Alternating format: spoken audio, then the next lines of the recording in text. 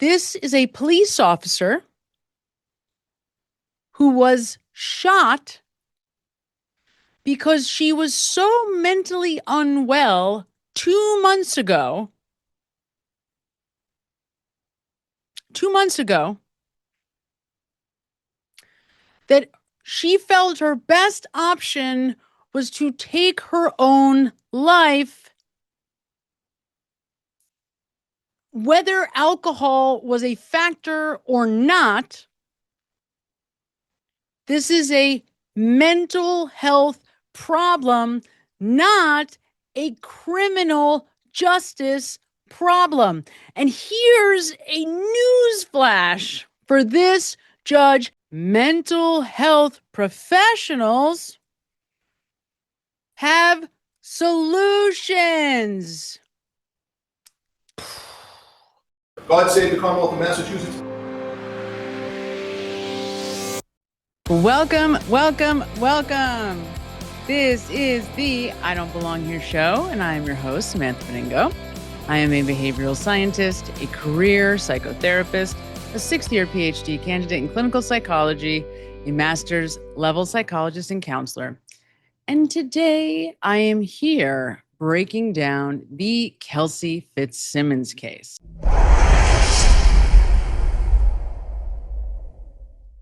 Now, you may have noticed that I've taken a moment before jumping into the Kelsey Fitzsimmons case. And the reason for that is really simple. I'm not an attorney. And so I need a significant amount of information about the person that we're talking about in order to have anything to discuss, have anything to analyze. And finally, today, I got on X, and that very thing that I have been waiting and watching for showed up. Regardless of Fitzsimmons' claimed physical limitations. Based on an affidavit submitted by Fitzsimmons' mother, the testimony of Assistant Chief Probation Officer Jeff January about his observations of Fitzsimmons' apparent pain during the scram installation, and the representations of Fitzsimmons' counsel that it would be cruel and unusual punishment and torture to continue to require Fitzsimmons to comply with the condition of being monitored by Scram. The court concludes that Fitzsimmons cannot abide by the condition of being monitored by Scram. Without this condition, which ensures that she does not consume any alcohol, the court cannot assure the safety of Officer Noonan and all other persons in the community. Accordingly, the court's prior order of release is vacated, and Fitzsimmons is ordered to be held without bail pursuant to Mass General Laws, Chapter 276, Section 58A. And a written order will follow. May I address the court? That's the court's order. Thank you.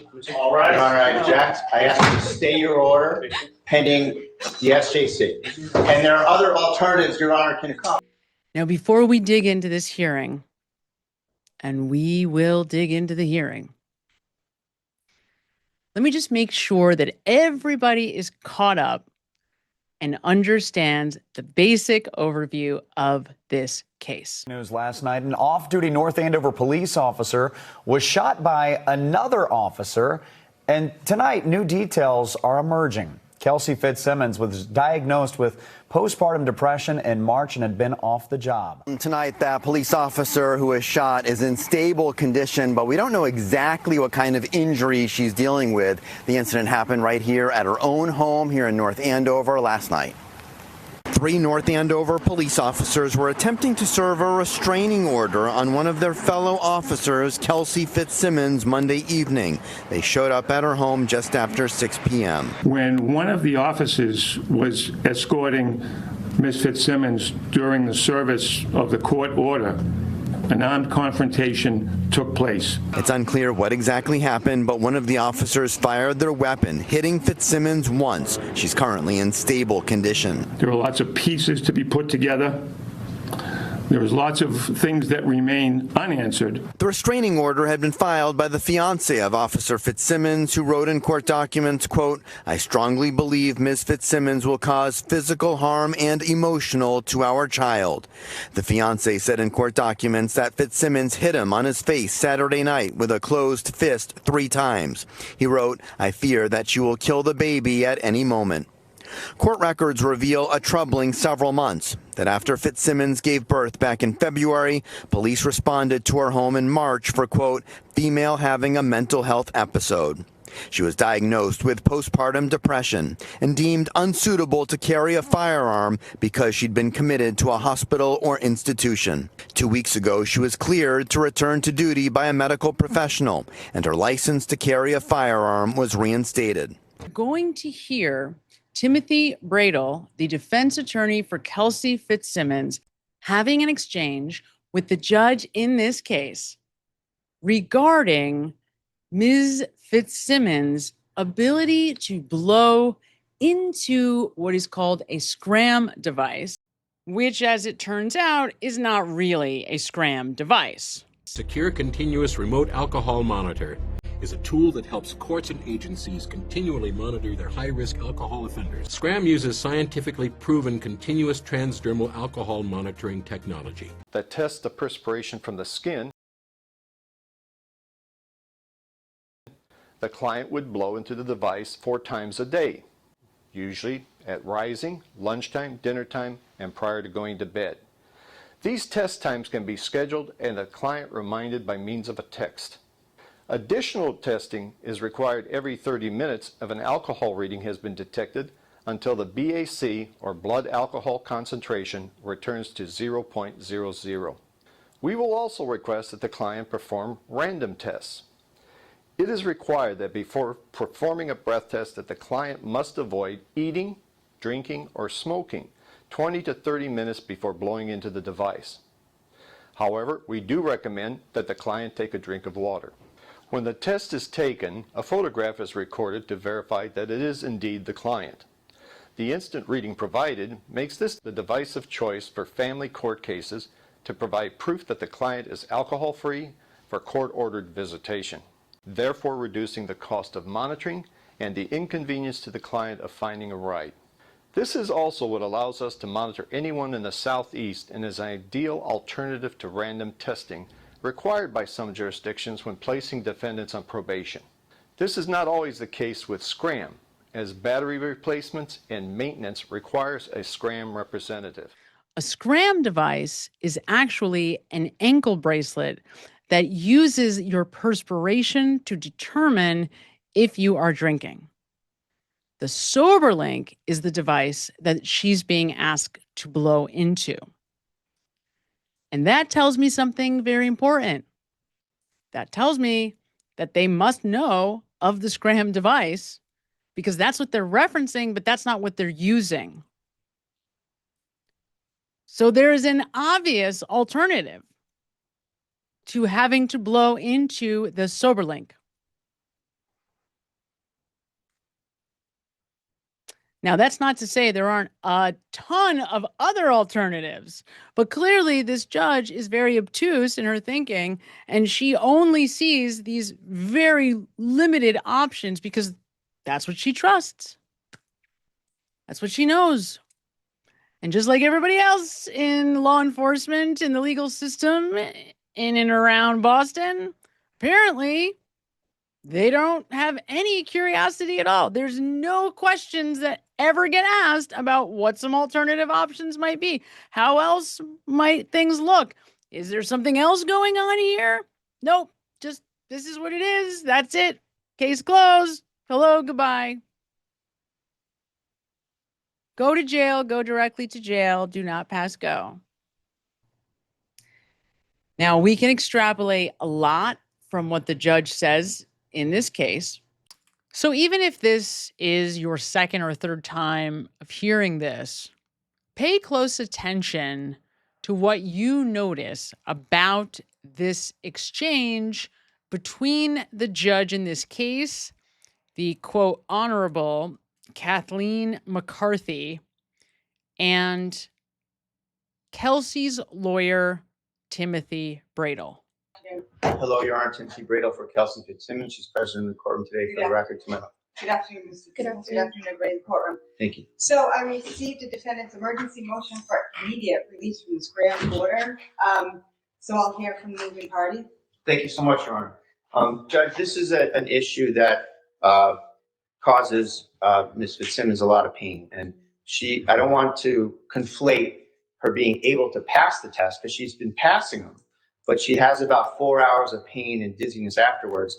And I don't think anyone, and I know the court would share my thought that this shouldn't be a torture device for her. This shouldn't be something that causes her pain, impairs her rib healing, et cetera, et cetera.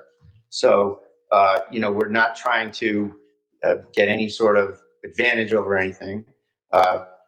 We just want her to not be in pain for hours after these tests, and B, we just want her to not have the anxiety that if she has a difficulty doing it, that she's going to get a knock on the door and get locked up. So pay careful attention to these slight tone changes in the judge's voice. And here's what I know now for sure, having listened to this a few times. Bradel never had a chance, okay? This judge came in angry. She was pissed off. She feels like Ms. Fitzsimmons is behaving like an entitled child.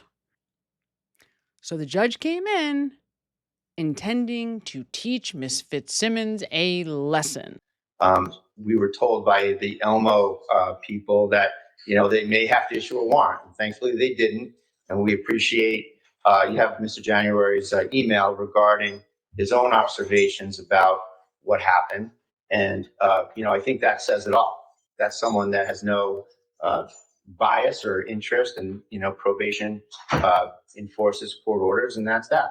And he's telling the court this is a problem. And, this is something that should be addressed. Okay. So I see this as a simple adjustment of terms. I don't see it that way, just so you understand where I'm coming from. I don't see it that way. Okay, I don't understand what you're saying, Judge. Okay, what I'm telling you, it's not a simple adjustment. One of the reasons she was released, and one of the reasons to ensure the safety of the community was for her to be alcohol-free. If she cannot do that or will not do that, that changes everything. She's happy to be alcohol-free. She doesn't wish to be alcohol-free. It's just the means of determining that's the adjustment. That's what I mean when I say this is an adjustment. Well, a scram is what was ordered. Now, was she unable, when you said that there was a knock on the door? Explain that to me. What happened? Judge, that we don't want to have a knock on the door. She's living in fear of there being a knock on the door because of these tests. It's just not between the physical and then the mental anxiety. This is a very significant issue for her. Okay. And that, we just want to adjust whatever means the court wishes to test her or figure this out is fine with us. But this is just a very difficult environment. And just that's something that I just want to ask the court to adjust somehow.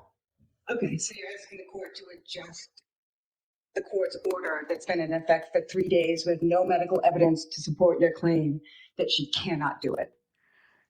You could look at this one of two ways. The judge is looking at it and saying, well, it's just gone into effect, and now already you're asking to change it. Almost like Kelsey's entitled. But you could look at it the other way and say, but actually, Kelsey's trying to get ahead of this thing. Right? She doesn't want to get in trouble. She wants to do right. She wants to do the right thing. But the judge is making the assumption that Kelsey's trying to get one over on her.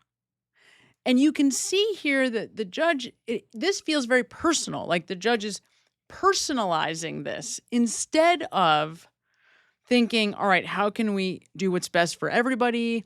How can I be the authority that supports this woman's recovery so that everybody lives happily ever after, right? Well, I think you have 2 affidavits and the email from probation. I think that's pretty persuasive evidence that this is extremely difficult. The email from probation is not evidence. If you have any evidence, now is your opportunity to submit it. I don't understand the court's position. That's not evidence. Okay, it's an email. It's hearsay. Commonwealth, do you have a position as to the submissions of an email as evidence in this hearing to relieve the defendant, Ms. Fitzsimmons, of a condition that's been in effect for 3 days? I don't want to put anybody on the spot, but we have the person who sent that email here. Okay. So you have a burden, it's your motion, what do you want to do? Well, Judge, I don't think that is the court saying that papers and emails and affidavits are not sufficient? This is an email from a probation officer. The court gives that 0 weight. Ask yourself an important question. This judge reiterates several times that safety is the priority. Safety of the officer that shot her and of the community. Now, if that's true, isn't the mental wellness of Kelsey Fitzsimmons a top priority? Right? Because the insinuation is that she is so mentally unstable that she can't be trusted not to find a firearm and go seek retribution on the police officer that shot her. That's the insinuation that the judge is making here. That is how dangerous Kelsey Fitzsimmons is, that they can't even consider a different monitoring device for her alcohol consumption. Okay. I mean, it just argue that it's somewhat self-evident as well. Thank you. That it's somewhat self-evident as well, and that she's having great difficulty here. It's been observed by probation. It's been attested to by her mother, and it's been attested to by Ms. Fitzsimmons. So it's just a very difficult scenario for her. I'm going to talk about this more after this audio, but I want you just to be mindful as we're listening to this, that this woman was diagnosed months ago, not years ago. Okay, a few months ago. She was shot a few months ago with postpartum depression, which is a major mental health problem. That's not a small thing. The fact, if I'm being 100% honest, that she was reinstated, that's pretty suspect given the circumstances. But this is a serious, chemically induced, hormone-induced mental health problem. This is a very serious matter. This is not a criminal. That luckily she has passed the test, but then she's got hours of pain afterwards. And the one that she had difficulty with, out of an abundance of caution, we were dealing with Elmo, and we were informed that they may issue a warrant. So I want to hear about the one she had difficulty with. When was that? So you'll note here that it's as though this judge was already preemptively looking for where Kelsey messed up, where Kelsey is trying to get around the system, right? She's listening for ways that she can essentially throw the book at her from the very beginning. Except one on this. Well, so that's what I was saying. I don't want to conflate passing with not having difficulty. She has difficulty with every single test, and so she passes them in great pain. So she's had difficulty in every single one. Equated, it's in the affidavit. So she has difficulty on every single one. So that's different than passing the test. Now, I'm newer to the case, I admit that. But when I went digging for what the requirements for bail from the judge were, you know what I didn't find? Anything at all about treatment, about Kelsey's mental health. Nothing. Take a look.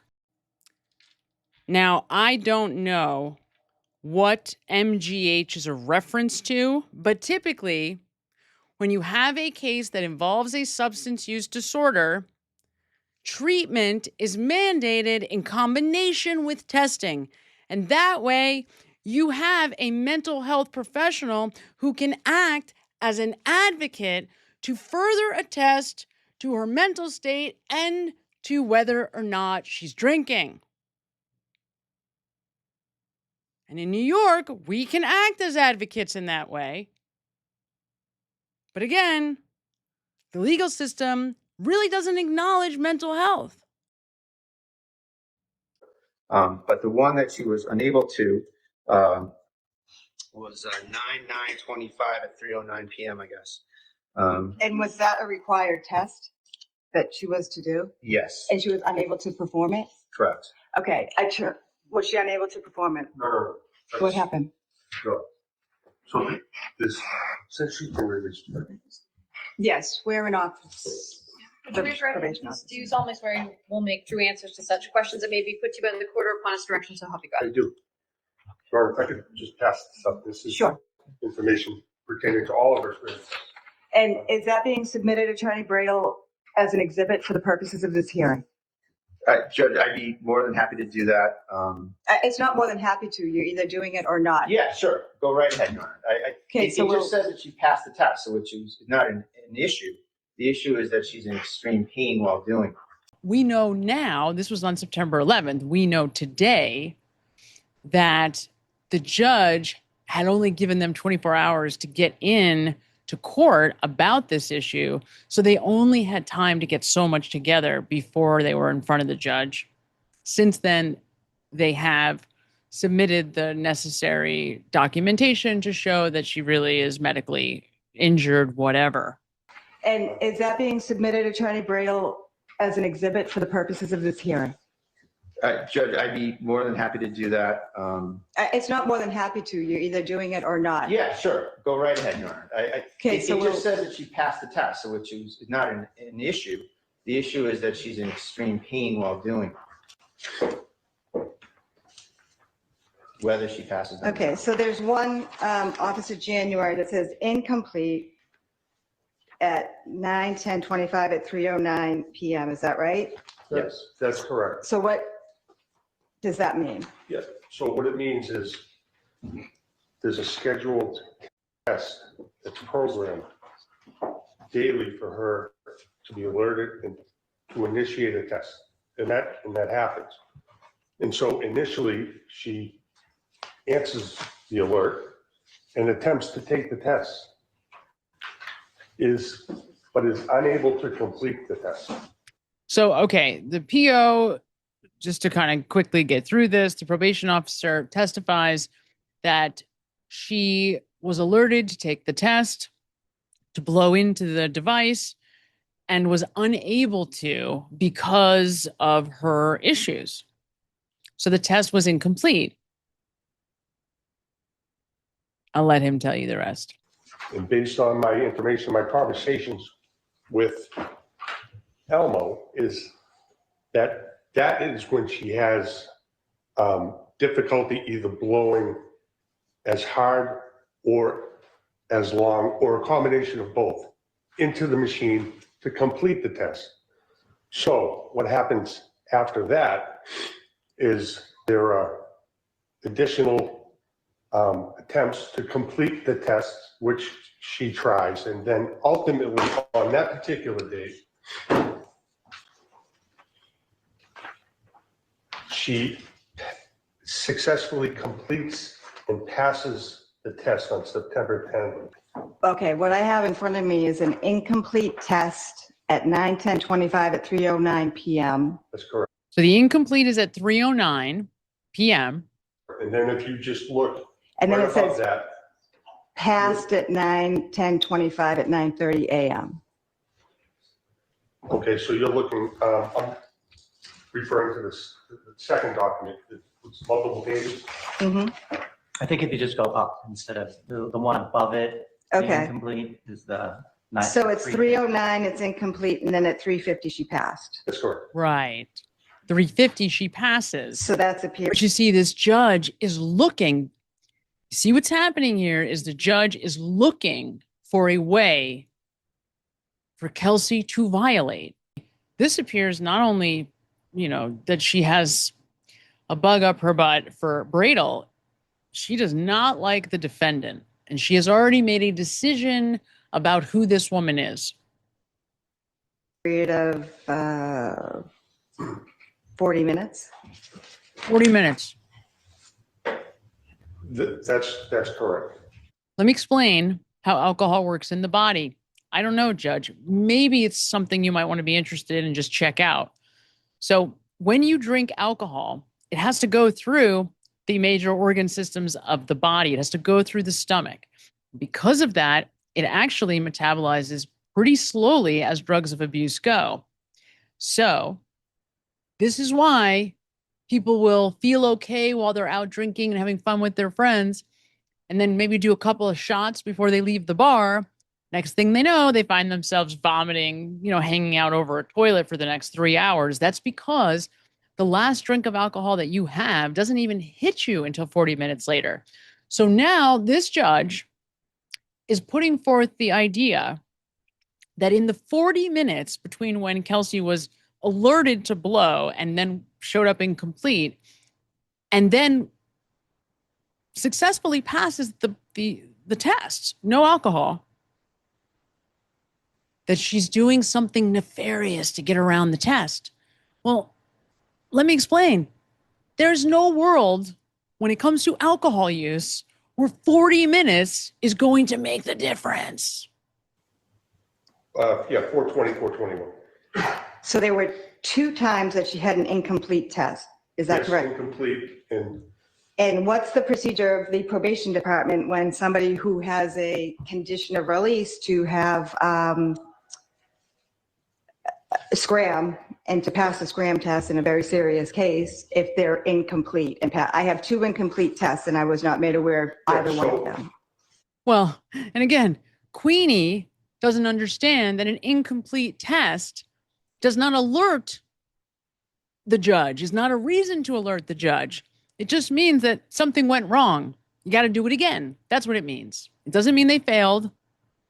And so there's no reason to alert the judge. But you see what I'm saying? She's looking for a reason to throw her in jail. That's what she's doing right here. She's looking for a reason. So my first job when we get an incomplete test is to gather more information. And so, which is what we do. And so in response to the incomplete test, we call Elmo, we gather the information, which is she. Right. That's the thing, Judge. Isn't it an amazing idea? The probation officer tries to get more information before just throwing away the key. She answered the alert to take the test as scheduled. Unfortunately, she was unable to complete the test because she was unable to blow as long or as hard as needed to complete the test. So you see how both Bradel now and the PO are trying to explain to this judge this is a medical problem. And you see how they're trepidatious. Judge, she's can't blow as long and as hard. Like, they're trying to point out that this really isn't about intent, nefarious intention. This is about a medical problem. The judge isn't having it. in conjunction to the hour and 20 minutes, we also know that, and I observed it firsthand, that whatever the injuries are, which I don't know, actually doesn't really matter to me, but when I was doing the installation process and observed what was genuine pain, like genuine pain. So I don't. Genuine Any objection pain. to any of the terms used by the probation officer? Okay. So does everybody understand how easily this could have been rectified? And this is why these judges, with their power and their authority, man, it is dangerous. It is a dangerous, dangerous situation. None of us are paying attention. I'm just as guilty of that as anyone else. You think about how much power these people end up with. It's unbelievable. we don't deem that non-compliant. She's attempting to take the test, and she ultimately passes the test at 4:20. Right. So with all according to the information, probation, she passed the test because they have an understanding that clearly this judge, who probably someone should give a little lesson to, I don't know, in substance use disorders, maybe, Judge, maybe with 75% of everybody that sits in front of you having a substance use disorder, you might want to, I don't know, educate yourself some way, somehow on something. have some idea how these things operate? Because clearly she's not up to speed on how alcohol operates in the body, quite obviously. Quite obviously, whether it's 20 minutes, 30 minutes, 40 minutes, or 70 minutes, if she had been drinking, 70 minutes is not going to make the difference of the positive test versus a negative test. It's just not. Compliance. That's compliance, and she with her obstacles. What do you? I'm getting confused. What do you mean compliant? As far as when she was initially. That's compliant with scram testing. She was ordered. When she initially was started to be monitored by scram, and you went through the preparations. Is that right? That's correct. Okay. So when something is incomplete, do you typically bring it to the attention of the court? No, that's not what we do. So if something is incomplete, as in this case, on September 9th at 3:09, we have an incomplete test, which is a scheduling test. Mm-hmm. And then we have, that's simply not non-compliance. If she had missed the test, that would generate additional responses from Elmo, and then that would determine whether or not there's actual non-compliance. Additional notifications were made by the electronic monitoring office regarding the missed test, and she failed to respond, or she failed to take an alert for another on-demand test. Now that's non-compliance, and we would initiate a pre-trial violation notice and notify the district attorney's office. This particular case, I don't deem non-compliance because she's complying with the scheduled program. I'm aware of pain based on my observations from the installation process. So as long as she's attempting to take the test, continues to attempt to take the test, and then ultimately takes the test, that's not non-compliance. That's someone that's, well, that's your position. That's non-compliant. Well, it's really up to the court to decide whether somebody's compliant or not. Okay, here we go. So you hear this? You see what I'm saying? Something is really wrong here. Is this woman related to like her boyfriend? What is going on? Because the judge is now, who was this entire time asking the probation officer about how this system works. Okay, let's be clear. Compliance and non-compliance are a black and white situation, okay? It's black and white. There's no gray area. She was compliant or she wasn't. This is a system that they have in place for, thousands of people throughout the country, probably hundreds of thousands of people throughout the universe. And all of a sudden, the judge decides that, no. I'm going to take what I think is right and wrong, what I decide as the queen of the universe, what I decide compliance means, not what you think, probation officer who deals with this as 95% of the job he does every single day. I'm going to decide. The court gets to decide what compliant means. What is going on here?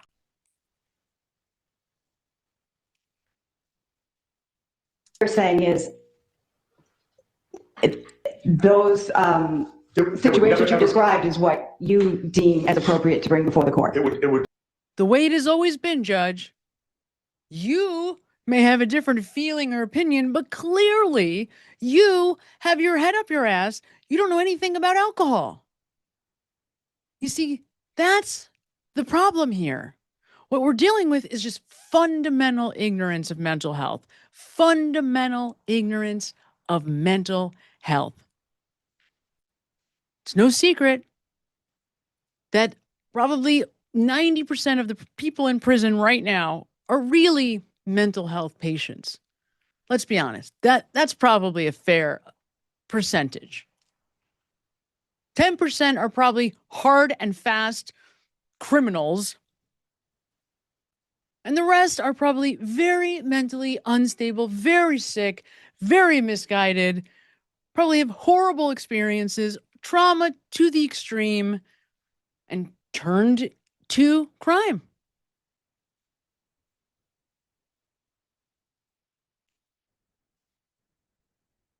How many people are in jail because of drugs or because of a substance use disorder, or in prison because of drugs or a substance use disorder?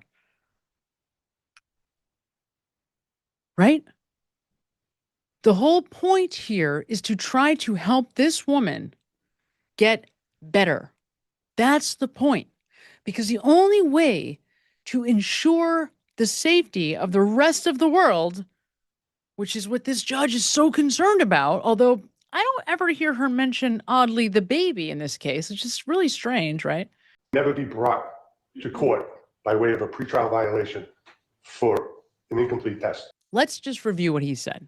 Judge, no one would ever be violated on an incomplete test. With the information that I've talked about. So no, an incomplete test does not initiate a pretrial violation from our end, Right. because there are many reasons for a test to be incomplete. And there are circumstances where someone misses a test and then takes an on-demand test. That's not intentional non-compliance. And the goal is to test to ensure that the person's sober, and we don't deem that non-compliance. Because the goal is for us to test to deem a person sober. And if you know anything about alcohol use and about alcohol use disorders, you know 40 minutes isn't going to make a goddamn difference. Not one bit of difference. But Queenie doesn't agree because she doesn't have any knowledge or understanding of any of this, which is utterly astounding.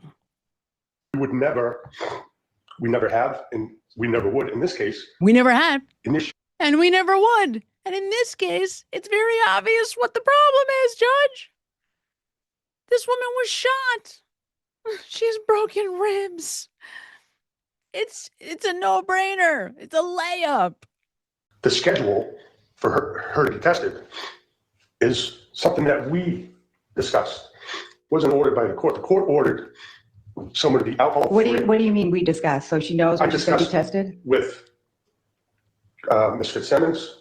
I discussed with the defense counsel about creating a testing schedule, because it's more practical to have a schedule in place. There was no schedule that was ordered by the court. There's no frequency of testing that was ordered by the court. It was 4 times a day, 3 times a day. None of that was ordered. She was ordered. It was random screens. Excuse me, Ms. Officer January. It was random screens. Now you're telling me she's on a schedule to get tested? Now, see, the fact that this judge is so unimaginably ignorant to how this all works is really shocking. And it's really disgusting. And the fact that she just doesn't understand the purpose of these instruments. Like, do we need to send you the introductory video to Scram, Judge? The client would blow into the device 4 times a day, usually at rising, lunchtime, dinner time, and prior to going to bed. These test times can be scheduled and the client reminded by means of a text. So that you can kind of get up to speed with the technology that you're dictating out to other people to use to keep everybody safe. The purpose is to have steady testing, because steady testing ensures the person is not going to be able to drink. Because again, alcohol stays in the system for a very long time, considering how substances of abuse work when you're talking about how to test for them. And again, the purpose is to keep her sober, not to catch them lying. Do you see that? This judge sees drug testing as a way to catch them doing something wrong, not to keep them from engaging in that behavior in the first place. And the point of these devices is to prevent drinking, not to catch them in the act. But she just clearly does not understand, number one, how these devices work. Number two, what the purpose of these devices are. And number three, She doesn't know how alcohol works in the body and how these tests are operating to test for it. No idea. You tell me how it is possible in this day and age, in 2025, to preside over a court where you do not understand these fundamental tools that the court uses and dishes out like candy to try to keep everybody safe from all the alcoholics and drug addicts of the world. Is that what you're telling me? We created a schedule, as With we always the, do. okay. As we always do, not in this particular case, we always do.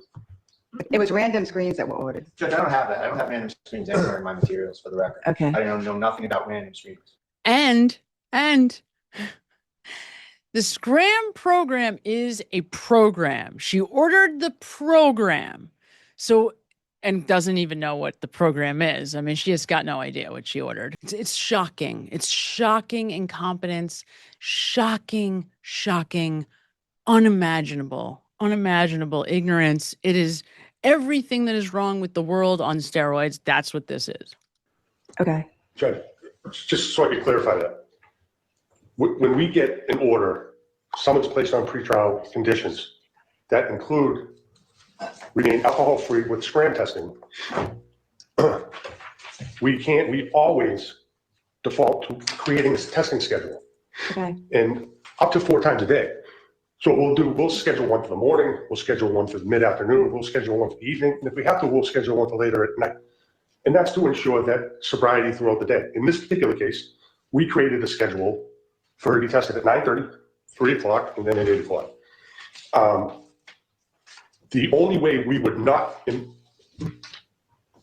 enter a schedule is if the court specifically said, I want the test to be done randomly. I don't want her to know when the test is coming. And the test to be done randomly. And at that point in time, we would take her off a schedule, and then we would notify Elmo to be tested 4 times a day at random. Okay. So that's done on this case, and it's done on every case. Okay. And so you see how the probation officer has to explain to the judge, well, no, judge, see, we know you didn't order random tests because if you had, we would have been explicitly told to approach this not with the traditional Scram protocol as we do, but in this other way that would have to be explicitly asked for. That's how we know the judge has no clue what she asked for. She had an idea in her mind of what she wanted, but that's not what she asked for. And clearly, it doesn't matter anyway because the judge made up her mind about this motion before she walked into the room. Attorney Bridle, do you have anything else to submit? Judge, I would just offer, I respect and I heard Your Honor's take on the probation email, but for the record, I would move that into evidence as well. And I just want to also... Commonwealth, do you have a position as to the admission of the email? I think we just heard with the email. All right, so the email is excluded. Anything else, Attorney Bridle? Wow. All right. Something is wrong with this woman. Now she's agitated. She's angry. She feels like, I guess everybody's wasting her time. She's actually prodding the Commonwealth to do her bidding for her, like nudging them to get them to say what she wants them to say. No, I'm excluding it. Objection, Your Honor? Sure. And Judge, I just want to state that on the pretrial conditions of release, it says comply with remote alcohol breath testing. Okay. I don't know if that's what was ordered. I'm going to go back and listen to FTR. I can tell the court from where I sit, I didn't remember any use. I mean, you may very well be right, but I'm going to go listen. He's the defense attorney for the client.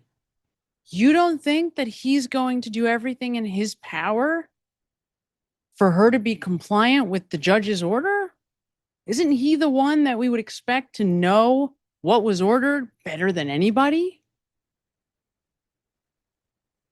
I just want to clarify something. My email, and I know but it's important that the court knows I didn't make a recommendation that the Scram condition be vacated.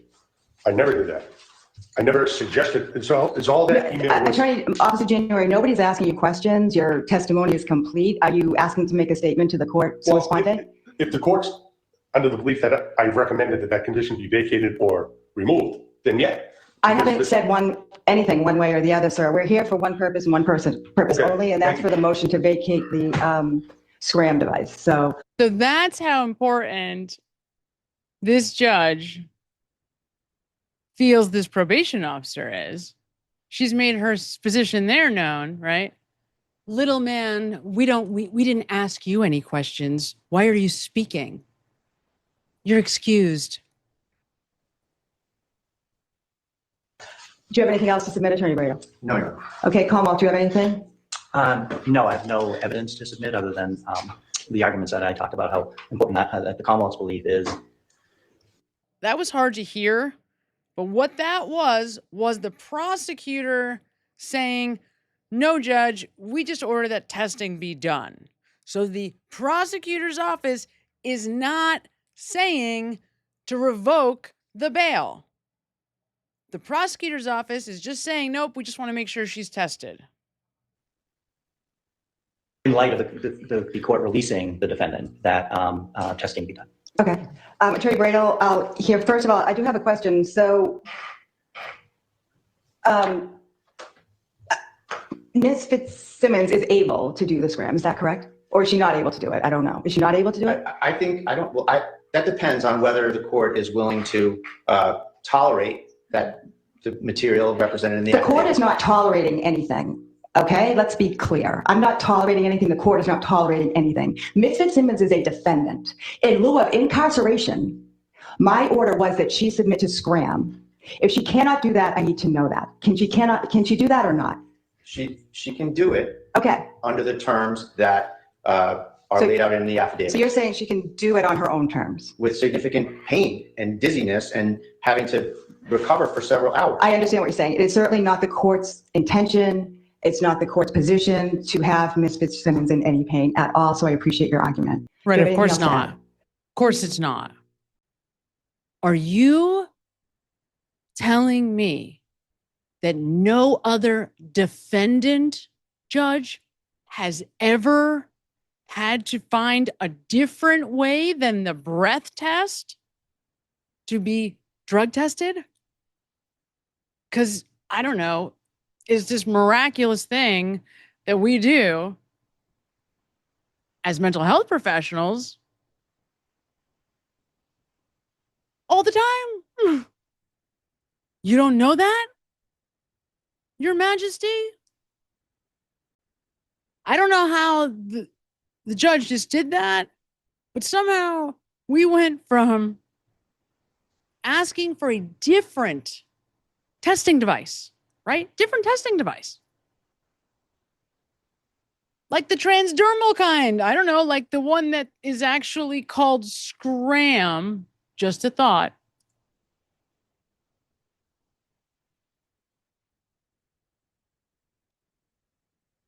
And it went from a request for a different device to the judge deciding that Ms. Fitzsimmons is asking for the court to stop testing altogether, which is not what anyone was asking for. What is going on here?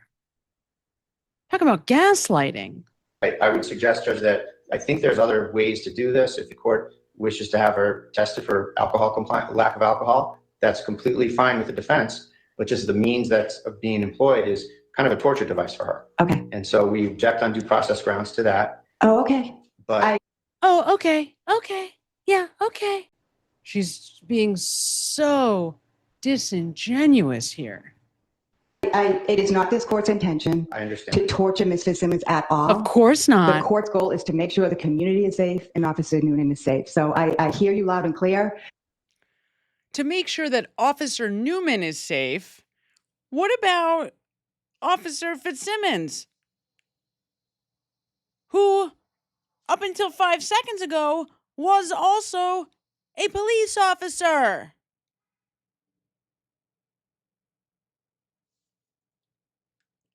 And by the way, she hasn't been convicted yet.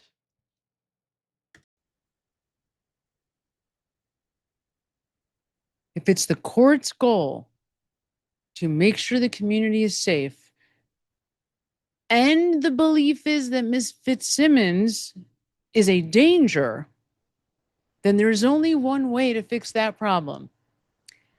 And here's what I can tell you for sure. It isn't on the list that the court mandated for Ms. Fitzsimmons to be out on bail. It's not there. And it definitely isn't sitting in a jail cell. And the kicker is she was doing this to try to do the right thing, to try to take the responsible approach, to ask for help from the court. Oh, okay. But It is not this court's intention I understand. to torture Ms. Fitzsimmons at all. The court's goal is to make sure the community is safe and Officer Noonan is safe. So I hear you loud and clear that the defense views Ms. Fitzsimmons having to do the scram as cruel and unusual and torture. Is that your position? Well, that's an Eighth Amendment position. I suppose that Okay. can be put in there as well. But Judge, I think that, you know, that there's probably other alternatives that she could do that I believe are out there. But I know that might step on the court's other order for house arrest, that you would have to go to a facility. I know there's like urine tests and other things like that. So I know there's other possibilities out there that, again, she's not trying to use this to create a situation where she can go drink alcohol. Okay. That's not at all what this is about. So I just want to ask the court to consider any other alternatives that might not pose this type of an issue. Okay. Thank you. Attorney Gubitosi or Attorney Moriarty, do you have anything to add? No. Okay, I'm going to leave the bench for a few minutes. I'll be right. Court, all rise. Goes back in session. Your Honor, we're back on the record with the Fitzsimmons matter. Okay, good afternoon, everybody. So I have reviewed everything again that's been submitted to me. And I will state for the record that Fitzsimmons has moved twice in a 3-day period to amend her conditions of release. On neither occasion has she submitted any medical evidence to support her claims. The imposition of conditions is the court's order after careful consideration of the evidence to fashion the least restrictive conditions that will reasonably assure the appearance of the defendant and the safety of all other persons in the community pursuant to General Laws, Chapter 276, Section 58A2B. Just days ago, the court concluded that the condition of remaining alcohol-free and submitting to scrim monitoring was necessary to ensure the safety of the community. After a thorough review of all of the arguments and submissions by the Commonwealth and Fitzsimmons, that conclusion remains unchanged, regardless of Fitzsimmons' claimed physical limitations. Based on an affidavit submitted by Fitzsimmons' mother, the testimony of Assistant Chief Probation Officer Jeff January about his observations of Fitzsimmons' apparent pain during the scrim installation, and the representations of Fitzsimmons' counsel that it would be cruel and unusual punishment and torture to continue to require Fitzsimmons to comply with the condition of being monitored by scrim, the court concludes that Fitzsimmons cannot abide by the condition of being monitored by scrim. Without this condition, which ensures that she does not consume any alcohol, the court cannot assure the safety of Officer Noonan and all other persons in the community. Accordingly, the court's prior order of release is vacated, and Fitzsimmons is ordered to be held without bail pursuant to Mass General Laws, Chapter 276, Section 58A. And a written order will follow. May I address the court? That's the court's order. Thank you. All right. Your Honor, I object. I ask you to stay your order pending the SJC. And there are other alternatives Your Honor can accomplish. This is a police officer who was shot because she was so mentally unwell 2 months ago. 2 months ago, that she felt her best option was to take her own life, whether alcohol was a factor or not. This is a mental health problem, not a criminal justice problem. And here's a news flash for this judge. Mental health professionals have solutions.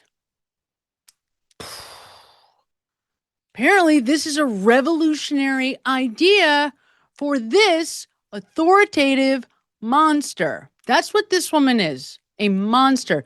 You know who the threat to society is, Judge? You. You're the threat. You can see that Bradel doesn't want to step on her toes. He doesn't want to present an alternative option because he doesn't want to essentially upset the judge or take away her ability as the expert in the room to come up with what she thinks the best option would be as an alternative. And Kelsey's trying to do the right thing rather than not be compliant because she has a medical condition. Oh, yeah, by the way, she was shot by another police officer at close range. Clearly, you also don't need to be a doctor to understand that there would be medical ramifications from that.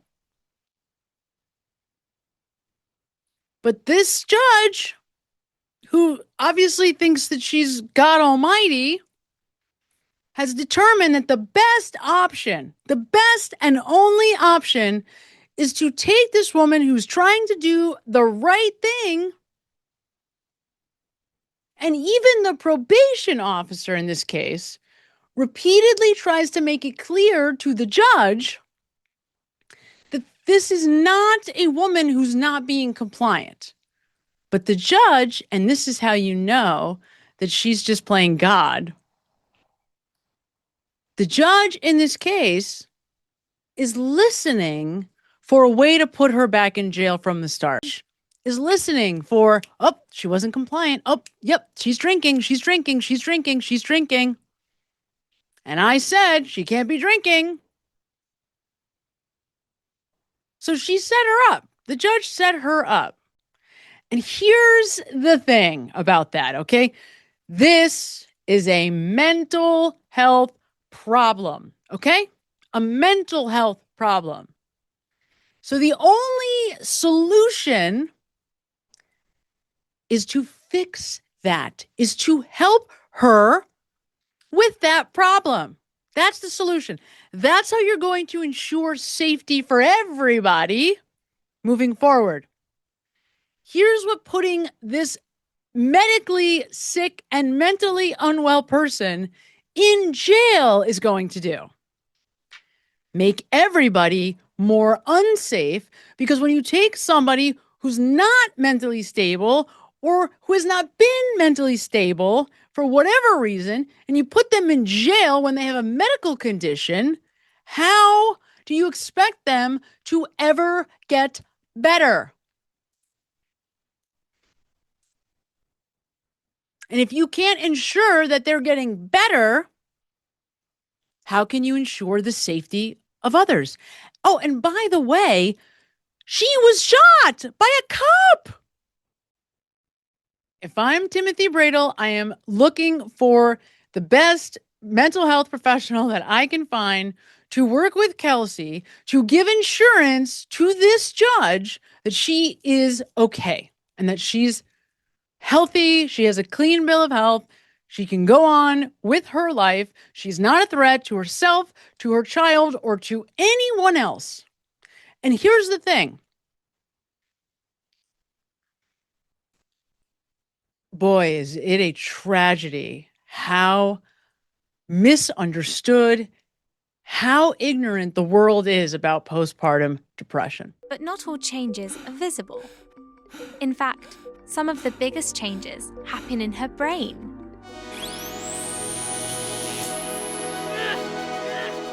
Now, I'm sure she's doing much better, because if she's not using and abusing alcohol or substances, and that was a tendency at any point prior to now, she's going to be feeling better. She's going to be a lot more stable, period.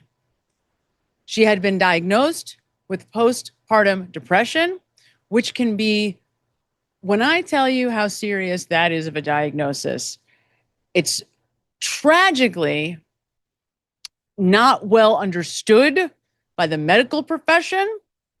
And even it's not common enough amongst mental health professionals to have experience at the degree necessary to truly understand this. In fact, It's not easy to find a treatment program that exists in the world for postpartum depression patients. It's hard to find, okay? I won't name names, but they're out there on the East Coast. There's a few, particularly in the Boston area. So one might extrapolate, being that this is a suburb of Boston that we're talking about, they would have easy access to being able to understand postpartum depression. Bring in one of the counselors, one of the psychologists, one of the psychiatrists from that program down the street to discuss what that means. But here's the thing. Anyone who's ever had children, a mom, any mother, anywhere, while it is an unpopular thing that nobody wants to talk about because nobody wants to admit how hard it is to be a new mother, it is one of the most shockingly difficult experiences you can have. I'll never forget how stunned I was in the weeks, days, months, and years after I had my daughter, how difficult that experience was. I was blown away at the fact that nobody, nowhere, talks about how difficult it is to be a new mom. It's like a faux pas because nobody wants to say that it's hard. Without understanding the fact that their brains have just been completely hijacked by a new set of neurochemistry and hormones, to where there's one thought that singularly rules out every other thought in your mind the moment that you deliver a baby, and that is, where is the baby? You suddenly are like hijacked by a completely new version of yourself that you don't know, that you're unfamiliar with. Now you're responsible for a life that you've never been responsible for before. It's only you, right? And now you're given this baby and you get home and you realize, I can't take a shower.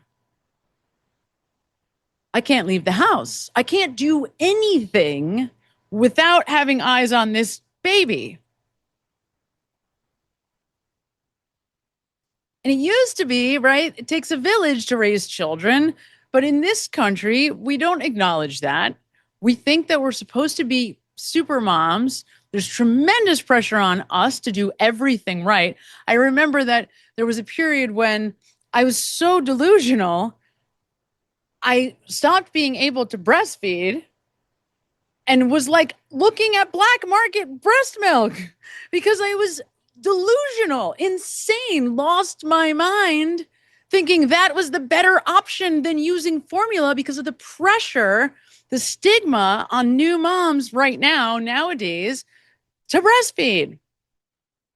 My generation, generations before me and after me, we were raised on formula because at that time, the pharmaceutical companies had pushed formula. Your baby, yours to love, protect, care for. Ask your doctor about pet evaporated milk. That was the best thing ever. You know, breast milk is bad. Right? So we were all raised on formula. And, you know, for the most part, we're relatively stable individuals, right? We're not all dropping dead at 15 because we used formula. But this is how crazy you get at baseline. It's just, that's the norm. That's what happens to all moms. So now imagine that on top of that insanity that all of us experience and don't anticipate because nobody tells you that's going to happen. Nobody tells you that's going to happen. Nobody says you're going to lose your mind and all of a sudden panic every second because you're responsible for this life. You didn't expect it to be this hard. Then you feel guilty because it is that hard. Then your relationship, if you are in one, completely changes. Your brain changes because the person who used to be your partner in the center of your world is not anymore. That dynamic changes. I mean, it is an impossible scenario to begin with. So nobody talks about it. And then you add the kind of depression, the most severe form of depression that you can have, where the best answer you can come up with is either throwing yourself off a cliff. And I don't mean to be glib. These are the kinds of thoughts that women who have postpartum depression have. Best answer I can come up with is death in a lot of cases, because I can't do this. I can't do this. I'm a horrible person. How come I'm the only one struggling like this? I can't get out of bed. I can't function. I can't take care of my own child. What kind of monster am I? Because nobody in our culture understands the power of physiology and hormones to completely hijack your brain. Nobody understands the interplay between experience and biology. Nobody understands that once you get into that kind of mood state, because your body is always looking to stabilize, to conserve energy, it creates habitual thoughts and emotions so that you can get stuck in a cycle of negative thoughts, negative emotions, negative thoughts, negative emotions. Waking up and the first thought in your head is, oh God, I'm another day of this horrible experience that I'm having. Then there's tremendous pressure in the world in general not to take psychiatric medication. Then you feel guilty for that. Then you feel guilty. Do I breastfeed if I'm on these kinds of medications? Is it really safe? My doctor says this kind of medicine is safe. Is it really safe? I mean, it's a freaking nightmare. And at the very least, what we know about Kelsey Fitzsimmons is that she's given that diagnosis. So this woman is in extreme crisis, okay? Extreme crisis, where she's really at the point of, I am in such crisis, I may just take my gun and shoot myself. The boyfriend, who they clearly have a horrific relationship, so he's a paramedic and a firefighter, clearly there's trouble here, okay? And I'm going to go ahead and guess that this trouble preceded this postpartum.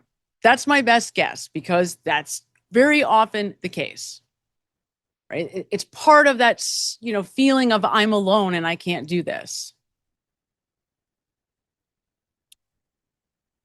Now, I can't say that definitively, but my guess is that it's people who generally have struggled with anxiety and depression and maybe even substance abuse prior to having a child that are the most susceptible to postpartum depression. And in fact, do you know what the number one cause of relapse is for women in recovery? I'll give you a guess. Getting pregnant, having a baby. Number one cause of relapse.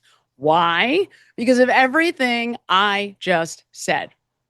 So this judge, rather than seeking some kind of guidance, support, knowledge, understanding of any of the psychological, psychiatric, anything going on with this woman, not asking any questions about why this might be happening, she takes this authoritative position.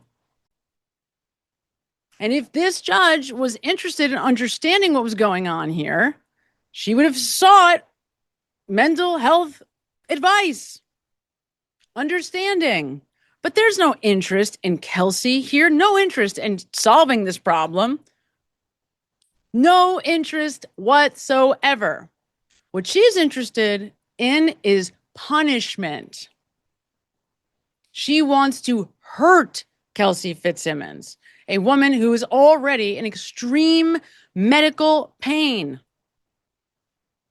already has to deal with the fact that there's this psychological fallout. God only knows what the psychological fallout for someone who has just experienced all of this trauma, postpartum depression, and who experienced anxiety and depression before the baby. So rather than seek answers, solutions, some way out of this horrific situation, Like, I don't know, get Kelsey mental health treatment? There's one for you. Whoa.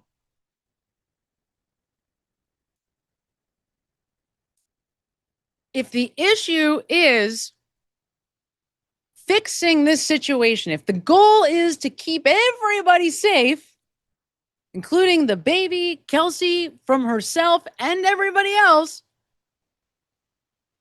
presenting a solution might be the best option here, right? No solution is presented. It's authoritative. It's my way or the highway. Because in this judge's mind, the only way to keep people safe is for Kelsey Fitzsimmons to blow into a device that causes extreme pain and threatens the healing process. That's it. That's the only option on the table.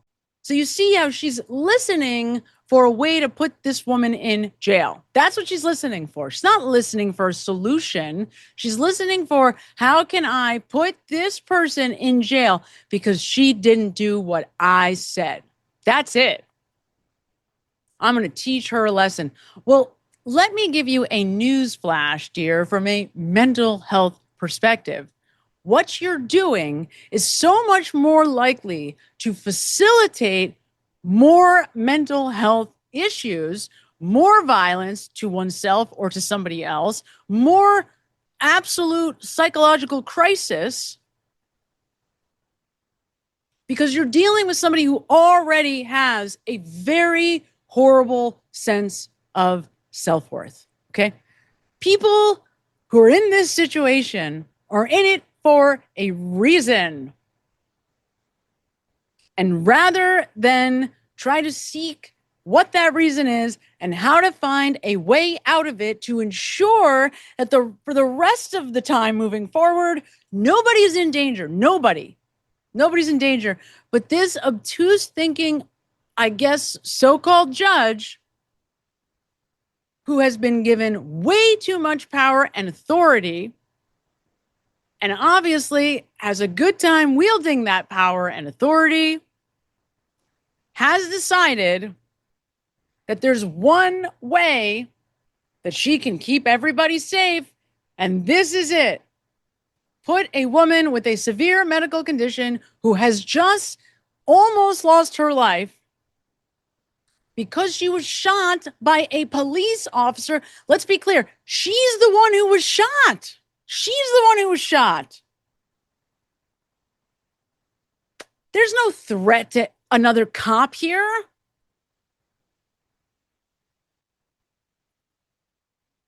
There's no evidence that this person is going to go on a shooting spree as the answer. I don't even see any evidence of a credible substance use disorder. Where's that? I mean, this woman is being treated like a hardened criminal. And she just was shot. And again, if the goal is safety for the whole world, don't you think that seeking solutions is a better way to approach this than to just put this very physically unwell woman in jail? I mean, what goes on with these people? I would love to look at this woman's record, this judge's record. Now, I know Massachusetts isn't like Florida where you can just, submit a FOIA request and get anything you want. So I don't know how to find that information. If any of you do, email me. Let me know, how can I find this judge's record up to this point? Because this is unbelievable. I'm going to just go, I can't imagine. I'm going to pretend that I don't know.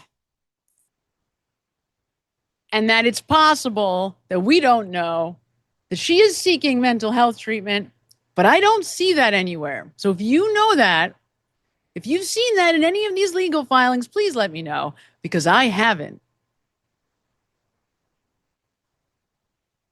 And that is the answer here. And when you understand, you guys, sometimes I guess it might be preferable to not know some things, right? Because when you understand how the brain, how the mind, how emotion, how psychology, how these systems work together to create the reality that is around you, you understand that issues like this, they don't spontaneously go away. But with even sometimes the smallest of comprehensive mental health interventions, this can go away forever and everyone can live happily ever after. It's just unimaginable ignorance. How can you be a person with this kind of power and no ability to see clearly any alternative suggestions? Nothing. There's one answer. Revoke bail. Kelsey goes to jail. Yep. Because that is what is going to improve this woman's mental health and ultimately keep everybody safe. Kylie said to me last night on my Wednesday night live, she's, someone that is always with me. I have the greatest chat on Wednesday nights. They're the greatest group. They really, really are. That's the thing about all of the folks that I have met since starting to, cover the Karen Reed trial. What an amazing community, right? You can say I'm biased, whatever, but it's just like the warmest group. And it's not all people that look the same and act the same. Like, we're not all the same.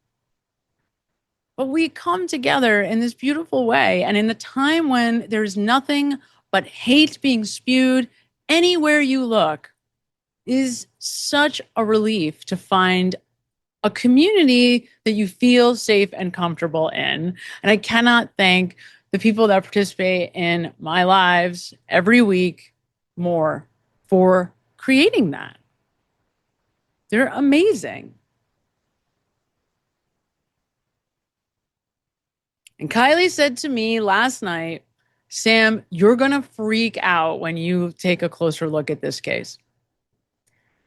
And I have been so superficial, right? Just staying at like the very, very high level, kind of tracking what's going on just with the legal system and Kelsey Fitzsimmons for a while. I know Melanie Little has been covering this case for months.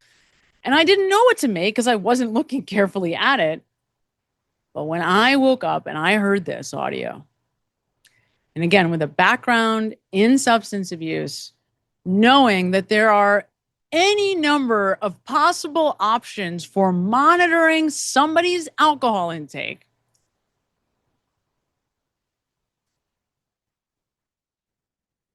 I almost fell over. And the thing about this case that is the most upsetting, honestly, 100%, is that there are solutions. And they're not even hard to find. Because while Boston, when it comes to law enforcement, is one of the most obviously corrupt places ever, when it comes to mental health and education, Boston is one of the greatest places in the world. In fact, I interviewed and was hired to work for a company based out of Boston with some of the brightest colleagues I could have ever wanted. I decided to go on my own instead of work with them, to do my own thing, to break away, start my own company. But I was so impressed with these people, and I've been working in the field since the 90s.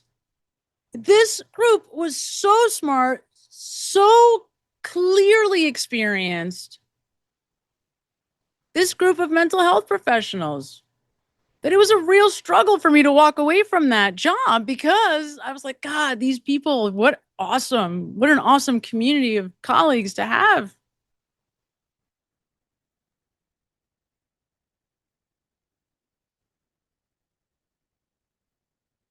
There are answers. And the fact that our legal system does not blink an eye or even stop for a second to consider that is disgusting. Is absolutely disgusting. All I can say to Mr. Bradle, if she does not already have a point person advising on mental health, bring that person onto this team so that they can help be a buffer between Kelsey and the judge. Anytime that I have been asked to intervene in that way, it has been a success. The problem in Massachusetts is that there really isn't any kind of vehicle for that. In New York City, we actually have moved in that direction. We have moved in the direction of mental health professionals also acting or serving in an advocacy position and who can intervene when it comes to the courts. In Connecticut, in Massachusetts, that is not yet a function in the system. So you have to create it. So what I would say to you, Mr. Bradle, you have access to some of the best mental health professionals in the world. Go seek them and have one of those people who Kelsey trusts act as an intermediary between her and this judge. Because then this power-hungry, disgusting so-called judge will have the other option that she seeks for what to do, because clearly not experienced enough to come up with her own. And Kelsey can pursue the plan that the mental health professional lays out so that everybody's safe, because this so-called judge is pretending that that's what she cares about. And the only way that you're going to ensure that going forward is for Kelsey to have mental health treatment, somebody who can testify to her mental health. And I'll say it again. Here's the newsflash, folks. Mental health professionals have solutions. Because what could possibly be more important than your mental life?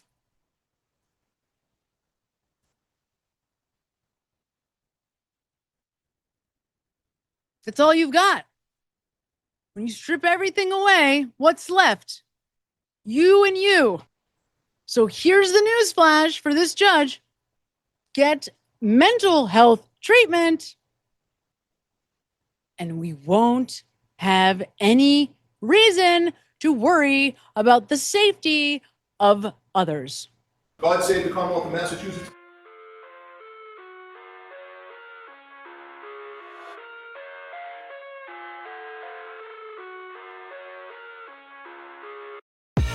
I live inside my own world of make-believe. Kids screaming in the cradles, profanities. I see the world through ice covered in ink and bleach. Cross out the ones who heard my cries and watched me weep. I love everything.